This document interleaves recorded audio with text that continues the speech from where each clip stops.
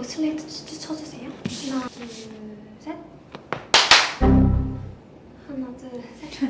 안녕하세요. 저희는 진실탐사그룹 셜록의 주보배 신입기자 우지민 신입기자입니다. 네, 저희가 세 번째 가보자고의 주인공이 되었는데요. 와. 너무 어색하네. 네. 가보자고라는 코너는 셜록 기자들이 직접 취재 중인 아이템을 독자 그리고 유튜브 시청자 여러분들께 소개시켜드리는 그런 채널입니다. 네. 그런 네. 컨셉의 콘텐츠입니다. 네, 그럼 저희가 취재하고 있는 그런 프로젝트뿐만이 아니라 취재 뒷이야기, 맞습니다. 그리고 취재하게 된 배경, 이런 앞으로에 대한 계획 이런 거를 소개하는 프로젝트입니다. 얼마 전에 박 기자님께 좀 눈치를 볼 일이 있었다고 들었어요. 맞습니다. 돈 많은 살인자가 졌다를 취재를 하면서 하필 그때가 장마철이었어요. 저도 졌고 제 가방에 있던 노트북, 맥북도 졌고 그래서 지금 먹통이 돼서 안녕히 계세요, 여러분. 지금 수리를 맡긴 상황입니다. 그래서 수리비가 얼마가 나올지 모르겠지만 굉장히 눈치를 보고 있습니다.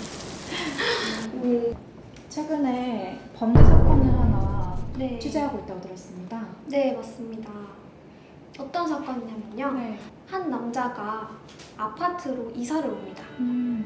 네, 경남 진주에 있는 임대 아파트인데요. 2015년 12월 추운 겨울날 이사를 옵니다. 당시 남자는 조현병이라는 정신질환을 앓고 있어서 가까운 병원에서 통원 치료를 받고 있었는데요. 2016년 여름 7월 28일에 스스로 치료를 중단합니다. 병은 방치하면은 몸집을 계속 키우잖아요. 증상도 점점 심각해지고 스스로 치료를 중단한 뒤부터 문제가 시작이 됩니다. 그래서 2018년 9월에 이 남자의 증상이 이웃 주민들을 향한 불만으로 표출됩니다. 바로 윗집에 사는 그 이웃 주민의 집에 찾아가서 벽에 똥을 바릅니다. 네, 똥을 바르고 그리고 오븐, 식초, 간장 같은 것을 섞은 물을 뿌리기도 하는데요.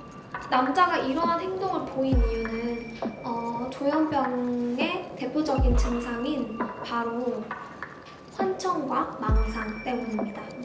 이 남자는 이웃 주민이 자기를 괴롭히고 자기를 무시하고 한통속이 돼서 왕따시킨다라는 망상에 빠져 있었고 단순히 그 관계 안에서 자기가 고립되고 있다는 망상뿐만 아니라 이 남자가 살고 있는 도시의 부정부패가 너무 심해서 자기까지도 도청을 당하고 있다.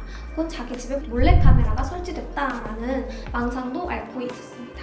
그래서 그 망상이 이웃 주민을 향한 공격성으로 나타나기 시작을 한 겁니다. 이분이 폭행 사건도 있다고 들었어요. 자활센터라고 지자체에서 저소득층에게 일자리를 연결해주는 공간이 있는데 이 남자가 그 공간에서 일자리를 가끔 얻어서 일을 했어요. 우리가 보통 이제 주민센터 같은 데 가면은 바카스도 주시고 뭐 믹스커피도 타주시고 하잖아요. 네. 이거 믹스커피를 먹은 남자가 몸이 가려운 거예요. 막 배도 아프고 헛구역질도 나오고 자활센터 직원이 나를 괴롭히려고 커피에 약을 탔다. 이렇게 생각을 해서 그 커피를 자주 주던 여직원의 뺨을 때립니다. 다른 직원들이 막 달려와서 말렸어요. 다른 직원들을 머리로 가격을 하는 일을 하신 거예요. 맞습니다.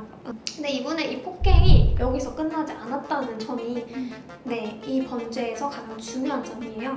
자활센터 폭행 사건 이후에도 오물투척이 2차례나 더 있었고요. 한 호프집에서 자기에게 아무런 해를 입히지 않은 사람에게 망치로 위협을 하고 제가 말씀드렸던 바로 윗집에 살았던 분들을 그 나오는 틈에 이제 기다렸다가 계란을 던지거나 아니면은 이제 2년 전에 하면서 욕을 하면서 죽여버리겠다라고 이제 협박을 하거나 혹은 귀가하기를 기다렸다가 집에 쫓아 들어가려고 뒤쫓거나 이런 행동을 반복을 했고 이게 총 8차례 이어져서 꽤 많았네요.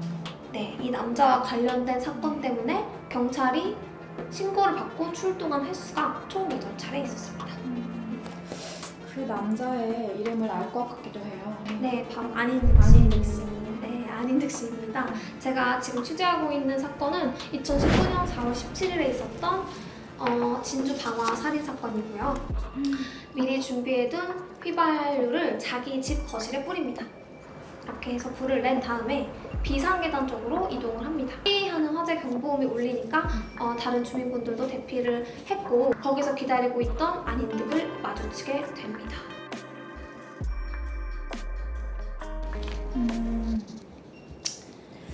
그때 가장 많이 경찰에게 신고를 했던 한 여고생도 거기에서 살해당했다고 하십니다. 유족분들을 만나고 왔다고 들었어요. 네, 안인득에게 동생을 잃은 분을 만나고 왔습니다. 일단은 뭐 경찰분들이 어떻게 정확히 답변을 줬는지 모르겠는데 제가 듣기로는 직접적으로 피해를 주지도 않고 직접적으로 위협이 되지 않아서 어떻게 해줄 수가 없다 이렇게 말을 했다고 들었어요. 그러면은 직접적으로 피해를 주거나 위협을 가했을 때만 그게 가능한 거면 경찰이 필요가 없잖아요. 그냥 이 사람이 위협을 받았다 그러면 받은 거고 이 사람이 죽을 뻔했다 그러면 죽을 뻔한 거 같아요. 죽을 뻔한 거예요. 그 당사자가 판단을 해가지고 신고를 한 건데 얼마나 무섭고 얼마나 서러웠고 얼마나 이야기하고 싶었으면 이야기를 했겠어요. 얼마나 참다가 이야기를 했겠어요. 그때 그 당시에는 안인득 그분한테보다 저 경찰서에 더 화가 났었어요. 경찰이 아무것도 안 하니까 화가 나서. 보도 보니까 네. 큰어머님이 설치하신 CCTV 자료 화면을 보도를 한 적이 있더라고요. 그것도 그냥 무단 침입이에요. 그냥 철장이 쳐져있거든요. 창문에 쳐놨었거든요. 근데 그 CCTV를 뜯어서 그냥 철장을 뜯어서 가지고 갔더라고요. 저희는 안 준다 그랬었어요. 저는. 솔직히 사형 나왔을 때도 어차피 우리나라 사형 안 하잖아요. 그럼 뭘 겁내겠어요, 그 사람. 그냥 밥 주고 먹을 거 주고 입을 거 다 해주고 잠자리 주고 일 안 해도 되고 힘든 일 안 해도 되고 그냥 하루 일과 그냥 정해진 대로 다 지키면은 밥 주고 다 해주는데 솔직히 그래서 뭐 사형 받는다고 저 사람이 반성하겠나. 저는 일단 그 사람도 잘못한 건데 그 사람이 제일 잘못한 거죠. 제일 잘못한 건데 법도 잘못된 것 같아요. 안인득 씨가 총 8번 차례 신고를 받았다고 했잖아요. 그때 경찰은 어떤 조치를 그럼 취했어야 했나요?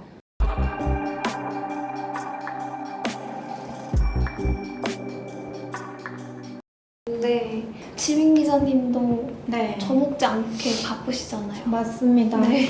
저도 열심히 지방 취재를 다니느라고 아, 바빴는데요. 네, 저는 최근에 새 프로젝트 엄마는 살인자가 됐다 이 프로젝트를 시작을 하게 됐고요. 네, 처음 단독 프로젝트라서 좀 떨리기도 하고 또 부족한 부분도 절실히 느끼고 있는데 그럼에도 불구하고 네, 열심히 기사를 쓰고 취재를 하고 있습니다.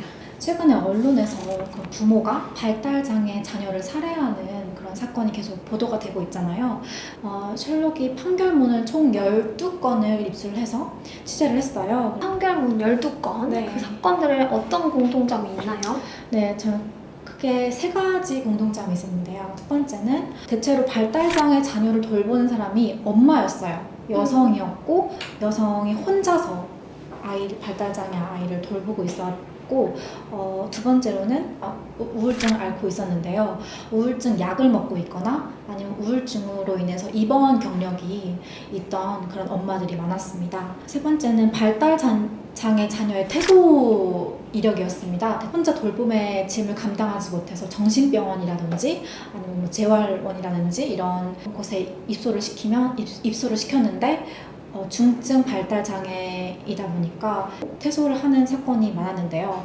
저희가 취재한 사건으로는 20년 동안 총 10번의 퇴소를 당해서 이리저리 병원을 옮겨 다닌 그런 사례도 있었습니다. 지금까지 셜록이 그 엄마는 살인자가 됐다 관련해서 2가지 사례를 보도했잖아요. 네, 맞습니다. 첫 번째 사례는 보배 기자님이 취재하신 수원 건인데요. 그때 제가 이 건을 취재한 이유는 보도는 다른 매체에서 다 했었습니다. 짧게 스트레이트 기사로. 근데 이 엄마의 선택에 대한 설명이 좀 부족하다라고 느껴졌어요. 대부분 엄마가 자녀를 살해한 이유가 생활고 때문이다. 신변을 비관했다. 이렇게 짧게만 묘사가 되어 있었는데 이성에 무언가가 있지는 않을까라는 생각을 가지고 취재를 했던 것 같습니다. 이 사건 같은 경우에는 이미 임신을 했었을 때 이 아이가 장애를 갖고 있다, 다운 증후군 장애를 갖고 있다라는 걸 사실을 알고도 아이를 낳고 책임지기로 해서 아이를 낳습니다. 이 아이 같은 경우에도 태소의 경험이 있고 굉장히 9살임에도 불구하고 기저귀를 못 가리고 항상 엄마의 돌봄이 필요한 그런 상태였습니다. 두 번째 사례랑 공통점도 있고 또 다른 점도 있을 것 같아요. 네. 부산건 기사에 네. 관해서 조금 설명을 해주실 수 있을까요? 이 사건 같은 경우에는 70대 엄마가 40대 중반의 발달장애 자녀 딸을 살해한 사건입니다. 굉장히 안타까운 사건인데요. 이 사건도 방금 말했던 그 수원 사건과 비슷하게 엄마 혼자서 돌봄을 책임지고 있었는데요. 그리고 딸 은수 씨였는데 딸 은수 씨 같은 경우에는 지적장애 2급, 시력장애 4급으로 중복장애를 갖고 있었습니다. 따라서 엄마의 도움 없으면 외출도 하지 못하고 화장실도 못 가는 그런 상황이었습니다. 엄마 껌딱지였겠네요. 네, 거의 46년간 엄마와 한 몸처럼 붙어서 살았는데요. 이 은수 씨가 일을 했던 공장에서도 항상 출퇴근을 함께 하고, 그리고 항상 그 직원분이 말하길 항상 팔짱을 끼고 다녔다. 화장실에 갈 때도 밥을 먹을 때도 항상 팔짱을 끼고 다니고 거의 엄마가 없으면 취업이 불가능한, 일이 불가능한 그런 상태였다라고 말을 해주시기도 했습니다. 네, 은수 씨의 사건 같은 경우도 엄마 혼자서 24시간 동안 40대 딸을 케어해야 했다는 점이 좀 네. 안타까운 감정이 들게 하는 대목인데요. 네. 이런 일을 막을 제도는 우리나라에 없나요? 제도가 없는 게 아니라 있었습니다. 이 돌봄 서비스의 대표적인 두 가지 제도가 있었는데요. 이런 두 가지 제도가 있음에도 불구하고 중증 발달 장애인은 실제 이용할 수 없는 그런 현실입니다. 이 현실에 대해서는 제가 앞으로 기사를 지금 쓰고 있는데요. 네, 기사를 통해서 더 잘 확인하실 수 있습니다. 네. 앞으로 이 네. 프로젝트와 관련된 계획이 어떻게 될까요? 네, 지금 계속해서 비슷한 사례들을 취재 중인데요. 또 기자가 직접 해봤습니다 프로젝트로 제가 직접 장애인 활동 지원사가 되어볼까 합니다. 네, 중증 발달 장애인을 돌보는 게 얼마나 힘들고, 네, 제가 직접 장애인 활동 지원사가 되어서 그런 발달 장애인의 돌봄을 해서 기사를 쓸 예정입니다. 이렇게 가보자고를 통해서 여러분들께 기사를 소개해드릴 수 있어서 너무 기뻤고요. 조금 무겁고 진지한 이야기지만 지민 기자님과 제가 하고 있는 프로젝트 둘 다 모두 우리 사회에 꼭 필요한 이야기니까 왓슨 및 우리 구독자 여러분들이 많은 관심을 가져주셨으면 좋겠습니다. 네. 하나, 둘, 셋. 감사합니다. 아니, 하나, 둘, 감사합니다. 카메라 체질이 아닌 것 같아요. 저도요.